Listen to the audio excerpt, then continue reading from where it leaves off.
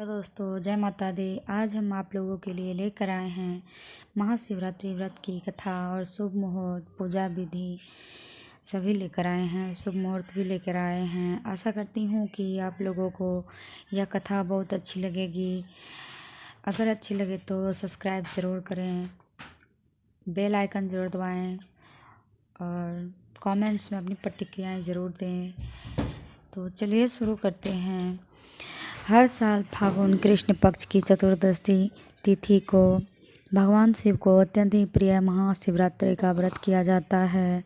वैसे तो पूरे साल की प्रत्येक माह के कृष्ण पक्ष और शुक्ल पक्ष की चतुर्दशी को भगवान शंकर को समर्पित मास शिवरात्रि का व्रत किया जाता है, लेकिन साल भर में की जाने वाली सभी शिवरात्रियों में से एक फागुन कृष्ण पक्ष की शिवरात्रि का बहुत अधिक महत्व है। इस दिन विधि विधान से भगवान शिव की पूजा करके उनकी कृपा पा सकते हैं। इस बार महाशिवरात्रि 11 मार्च को पड़ रही है। शिवरात्रि का शुभ मुहूर्त महाशिवरात्रि 11 मार्च 2021, नृत्यकाल पूजा मुहूर्त 11 मार्च देर रात 12:06 से 12:55 तक, अवधि 48 मिनट तक रहेगी। महाशिवरात्रि पारना मुहूर्त 12 मार्च सुबह 6:36 से दोपहर 3:04 तक। चतुर्दशी तिथि शुरू होगी 11 मार्च को दोपहर 2:29 से। चतुर्दशी तिथि समाप्त होगी 12 मार्च दोपहर 3:02 पर। तो महाशिवरात्रि व्रत की पूजा विधि इस प्रकार है। शिवरात्रि के दिन सबसे पहले चंदन के लेप से आरंभ कर सभी उपचारों के साथ शिव पूजा करनी चाहिए और साथ ही पंचामृत से शिवलिंग को स्नान कराना चाहिए। इसके बाद ओम नमः शिवाय मंत्र का जाप करना चाहिए। साथ ही शिव पूजा के बाद गोबर के उपलों की अग्नि जलाकर तिल, चावल और घी की मिश्रित आहुति देनी चाहिए। इस तरह होम के बाद किसी भी एक साबुत फल की आहुति दें। सामान्यतः लोग सूखे नारियल की आहुति देते हैं। व्यक्ति यह व्रत करके ब्राह्मणों को खाना खिलाकर और दीपदान करके स्वर्ग को प्राप्त कर सकता है। शिवरात्रि की पूजा विधि के विषय में भी अलग अलग मत हैं। सनातन धर्म के अनुसार शिवलिंग स्नान के लिए रात्रि के प्रथम प्रहर में दूध, दूसरे में दही, तीसरे में घृत और चौथे प्रहर में मधु यानी शहद से स्नान करना चाहिए। चारों प्रहर में शिवलिंग स्नान के लिए मंत्र भी हैं। प्रथम प्रहर में ह्रीं इंसान्याय नमः, दूसरे प्रहर में ह्रीं ओम गुरुआय नमः, तीसरे प्रहर में ह्रीं वामदेवाय नमः, चौथे प्रहर में श्री सदोजाताय नमः मंत्र का जाप करना चाहिए। वही वर्ष क्रिया कौमुदी के पृष्ठ 513 में आया है कि दूसरे, तीसरे और चौथे प्रहर में व्रती को पूजा, अर्ध जप और कथा सुननी चाहिए, श्रोत पाठ करना चाहिए। साथ ही प्रातःकाल अर्ध जल के साथ क्षमा मांगनी चाहिए। लेकिन व्यक्तिगत रूप में से मेरा विश्वास क्षमा मांगने में नहीं है, क्योंकि क्षमा तो दूसरों से मांगी जाती है। मैंने तो खुद को शिव जी को अर्पित कर दिया है। अहम निर्कल्पो निराकारारूप विभुर्व्याप्य सर्वनिन्द्रायाणां सदा मे सर्वस्तं नम मुक्तिर्बन्धः चित्तानंदरूपः शिवोऽहम्, अर्थात मैं समस्त संदेहों से परे, बिना किसी आकार वाला, सर्वगत, सर्वव्यापक, सभी इंद्रियों को व्याप्त करके स्थित हूँ। मैं सदैव समता में स्थित हूँ। ना मुझ में मुक्ति है और ना बंधन। मैं चैतन्य रूप हूँ, आनंद हूँ, शिव हूँ। महाशिवरात्रि व्रत के पारण धर्म सिंधु के पृष्ठ 126 के अनुसार यदि चतुर्दशी तिथि रात्रि के तीनों प्रहर के पूर्व ही समाप्त हो जाए तो पारण तिथि के अंत में करना चाहिए, और यदि वह तीनों प्रहरों से आगे चली जाए तो उसके बीच में ही सूर्योदय के समय पारण करना चाहिए। जबकि निर्णय सिंधु के अनुसार यदि चतुर्दशी तिथि रात्रि के 3 प्रहर के पूर्व समाप्त हो जाए तो पारण चतुर्दशी के बीच में ही होना चाहिए, न कि उसके अंत में। तो माना जाता है कि आज के दिन से ही सृष्टि का प्रारंभ हुआ था। वहीं ईशान संहिता में बताया गया है कि फागुन कृष्ण चतुर्दश्याम आदिदेवो महानिशि शिवलिंग तत्वभूत कोटि सूर्य संप्रभा। फागुन नक्षत्र में फागुन कृष्ण पक्ष चतुर्दशी को महानिशि काल में आदिदेव भगवान शिव करोड़ों सूर्यों के समान प्रभाव वाले लिंग रूप में प्रकट हुए थे। जबकि माना जाता है कि इस दिन भगवान शिव और माता पार्वती का विवाह हुआ है। गरुड़ पुराण और स्कंद पुराण, पद्म पुराण में और अग्नि पुराण आदि में शिवरात्रि का वर्णन मिलता है। कहते हैं कि शिवरात्रि के दिन जो व्यक्ति बेलपत्रों से पूजा करता है और रात के समय जागकर भगवान के मंत्रों का जाप करता है, उसे भगवान शिव आनंद और मोक्ष प्रदान करते हैं। महाशिवरात्रि व्रत की कथा इस प्रकार है। पौराणिक मान्यताओं के अनुसार प्राचीन काल में चित्रभानु नाम का एक शिकारी था। जानवरों की हत्या करके वह अपने परिवार को पालता था। वह एक साहूकार का कर्जदार था, लेकिन उसका ऋण समय पर न चुका सका।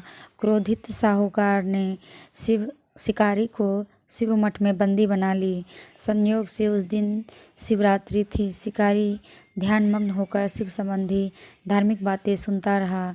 चतुर्दशी को उसने शिवरात्रि व्रत की कथा भी सुनी। शाम होते ही साहूकार ने उसे अपने पास बुलाया और ऋण चुकाने के विषय में बात की।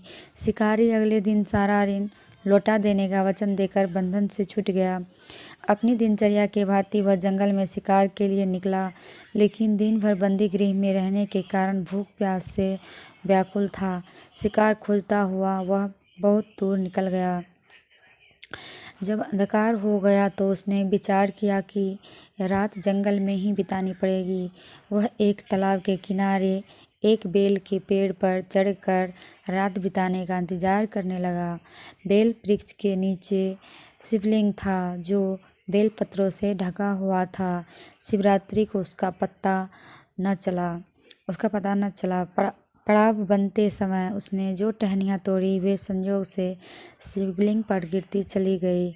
इस प्रकार दिन भर भूखे प्यासे शिकारी का व्रत भी हो गया और शिवलिंग पर बेलपत्र भी चढ़ गया। एक पहर रात्रि बीत जाने पर एक गृहिणी हिरनी तालाब पर पानी पीने पहुंची। शिकारी ने धनुष पर तीर चढ़ाकर ज्यों ही प्रत्यंचा खींची, हिरनी बोली, मैं गर्भिणी हूँ, शीघ्र ही प्रसव करूँगी। तुम एक साथ 2 जीवों की हत्या करोगे तो ठीक नहीं है। मैं बच्चे को जन्म देकर शीघ्र ही तुम्हारे समक्ष प्रस्तुत हो जाऊँगी, तब मार लेना। शिकारी ने प्रत्यंचा ढीली कर दी और हिरनी जंगली झाड़ियों में लुप्त हो गई। प्रत्यंचा चढ़ाने पर ढीली करने के वक्त कुछ बेलपत्र अनायास ही टूटकर शिवलिंग पर गिर गए। इस प्रकार उसने अनजाने में ही प्रथम प्रहर का पूजन भी संपन्न हो गया। कुछ ही देर बाद एक और हिरनी उधर से निकली। शिकारी की प्रसन्नता का ठिकाना न रहा। समीप आने पर उसने धनुष पर बाण चढ़ाया। तब देखा हिरनी ने विनम्रतापूर्वक निवेदन किया, हे शिकारी, मैं थोड़ी देर पहले ऋतु से निवृत्त हुई हूँ, कामातुर विरहिणी हूँ, अपने प्रिय की खोज में भटक रही हूँ। मैं अपने पति से मिलकर शीघ्र ही तुम्हारे पास आ जाऊंगी। शिकारी ने उसे भी जाने दिया। 2 बार शिकार को खोकर उसका माथा टनका। वह चिंता में पड़ गया। रात्रि का आखिरी पहर बीत रहा था। इस बार भी धनुष से लगकर कुछ बेलपत्र शिवलिंग पर जा गिरे तथा दूसरे पहर का पूजन भी संपन्न हो गया। तभी एक अन्य हिरनी अपने बच्चों के साथ उधर से निकली। शिकारी के लिए स्वर्णिम अवसर था। उसने धनुष पर तीर चढ़ाने में देर नहीं लगाई। वह तीर छोड़ने ही वाला था कि हिरनी बोली, हे शिकारी, मैं इन बच्चों को इनके पिता के हवाले करके लौट आऊंगी। इस समय मुझे मत मारो। शिकारी हंसा और बोला, सामने आए शिकारी को छोड़ दूं मैं ऐसा मूर्ख नहीं। इससे पहले मैं 2 बार अपना शिकार खो चुका हूँ। मेरे बच्चे भूख प्यास से व्यग्र हो रहे होंगे। उत्तर में हिरनी ने फिर कहा, जैसे तुम्हें अपने बच्चों की ममता सता रही है, ठीक वैसे ही मुझे भी। हे शिकारी, मेरा विश्वास करो, मैं इन्हें इनके पिता के पास छोड़कर तुरंत लौटने की प्रतिज्ञा करती हूँ। हिरनी का दीन स्वर सुनकर शिकारी को उस पर दया आ गई। उसने उस मृग को भी जाने दिया। शिकार के अभाव में तथा भूख प्यास से व्याकुल शिकारी अनजाने में ही बेल वृक्ष पर बैठा बेलपत्र तोड़ तोड़ कर नीचे फेंकता जा रहा था। पौ फटने का हुई तो एक हष्ट-पुष्ट मृग उसी रास्ते पर आया। शिकारी ने सोच लिया कि इसका शिकार वह अवश्य करेगा। शिकारी की तनी प्रत्यंचा देखकर मृग विनीत स्वर में बोला, हे शिकारी, यदि तुमने मुझसे पूर्व आने वाली 3 मृगियों तथा छोटे छोटे बच्चों को मार डाला है तो मुझे भी मारने में विलम्ब न करो, ताकि मुझे उनके वियोग में एक क्षण भी दुख न सहना पड़े। मैं उन हिरनियों का पति हूँ। यदि तुमने उन्हें जीवन दान दिया है तो मुझे भी कुछ क्षण तक जीवन देने की कृपा करो। मैं उनसे मिलकर तुम्हारे समक्ष उपस्थित हो जाऊंगा। मृग की बात सुनते ही शिकारी के सामने पूरी रात का घटना चक्र घूम गया। उसने सारी कथा मृग को सुना दी। तब मृग ने कहा, मेरी तीनों पत्नियां जिस प्रकार प्रतिज्ञाबद्ध होकर गई हैं, मेरी मृत्यु से अपने धर्म का पालन नहीं कर पाएगी। अतः जैसे तुमने उन्हें विश्वास पात्र मानकर छोड़ा है, वैसे ही मुझे भी जाने दो। मैं उन सब के साथ तुम्हारे सामने शीघ्र ही उपस्थित होता हूँ। शिकारी ने उसे भी जाने दिया। इससे इस प्रकार सुबह हो गई। उपवास, रात्रि जागरण तथा शिवलिंग पर बेलपत्र चढ़ने से अनजाने में ही पर शिवरात्रि की पूजा पूर्ण हो गई। पर अनजाने में ही की हुई पूजा का परिणाम उसे तत्काल मिला। शिकारी का हिंसक हृदय निर्मल हो गया। उसमें भगवत शक्ति का वास हो गया। थोड़ी ही देर बाद वह मृग सब परिवार शिकारी के समक्ष उपस्थित हो गया, ताकि वह उनका शिकार कर सके। किंतु जंगली पशुओं की ऐसी सत्यता, सात्विकता एवं सामूहिक प्रेम भावना देखकर शिकारी को बड़ी ग्लानि हुई। उसने मृग परिवार को जीवन दान दे दिया।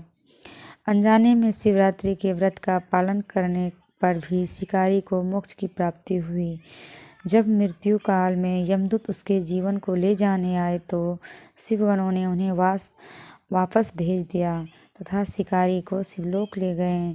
शिवजी की कृपा से ही अपने इस जन्म में राजा चित्रभानु अपने पिछले जन्म को याद रख पाए तथा महाशिवरात्रि के महत्व को जानकर उनका अगले जन्म में भी पालन कर पाए।